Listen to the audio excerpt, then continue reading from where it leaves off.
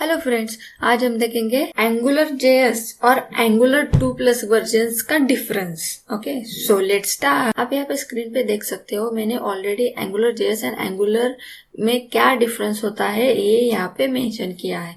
First one is the architecture.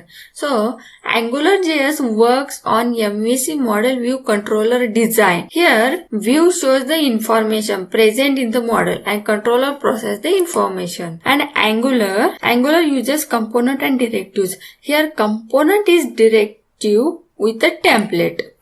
आपको पता होगा एंगुलर जेएस में हम MVC means model view controller ये डिजाइन आर्किटेक्चर यूज करते हैं, बट एंगुलर में हम क्या करते हैं, कंपोनेंट और डायरेक्टिव्स वाला आर्किटेक्चर यूज करते हैं।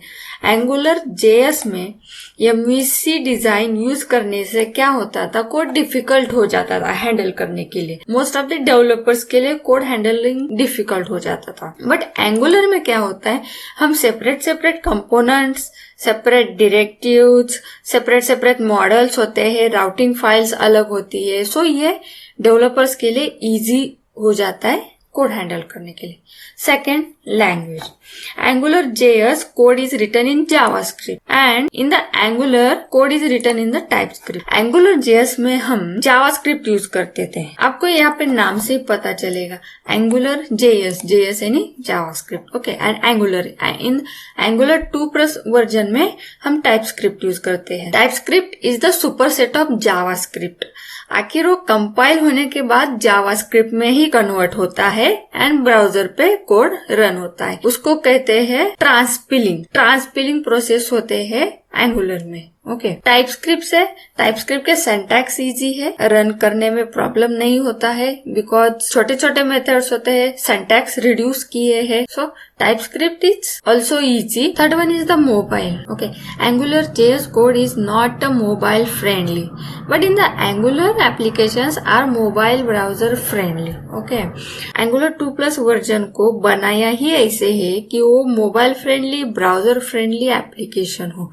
ओके, बट एंगुलर जेएस एक मोबाइल फ्रेंडली एप्लीकेशन नहीं था, तो उसको बहुत कस्टमाइज करना पड़ता था, तो डेवलपर्स के लिए वो डिफिकल्ट हो जाता था। But in the Angular 2+ version में हम उसको इजीली मोबाइल फ्रेंडली बना सकते। Fourth is the expression syntax. Double curly braces are used to bind data between view and model. Special method ngBind can also be used to do the same.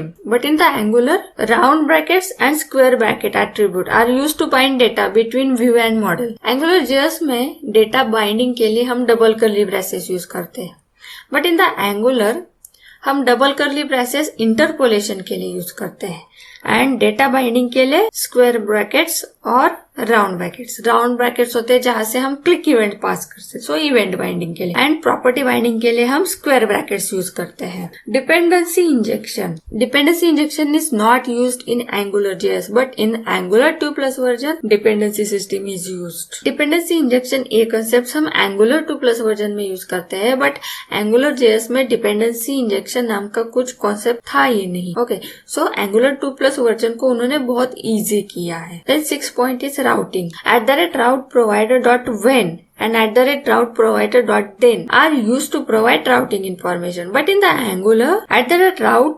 configuration is used to define routing information.